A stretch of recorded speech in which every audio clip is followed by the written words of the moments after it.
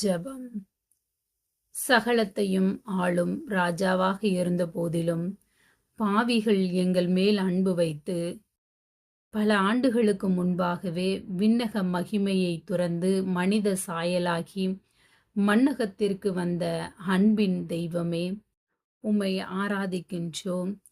ஏழை கோலம் எடுத்து ஏழ்மையாக மாட்டுத் தொழுவத்தில் வந்து பிறந்து மனிதர்கள் படக்கூடிய அத்தனை சோதனைகளையும் வேதனைகளையும் அனுபவித்து எங்களுக்கு முன்மாதிரியான ஒரு வாழ்க்கையை காட்டி கொடுத்த அன்பு தெய்வமே, எங்களுடைய பாவங்களையும் சாபங்களையும் நோய்களையும் பலவீனங்களையும் சிலுவையிலே சுமந்து உமது ஆணிபடிந்த கரங்களால் எங்களை பாதுகாத்து வழிநடத்துகிற கிருபைக்காக உமக்கு நன்றி செலுத்துகின்றோம்.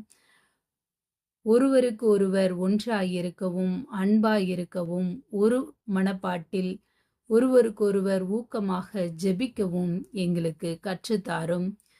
உம்மை நோக்கி நாங்கள் கூப்பிடுகிறோம், நீர் எங்களை காத்திடும்படியாக ஜெபிக்கிறோம்.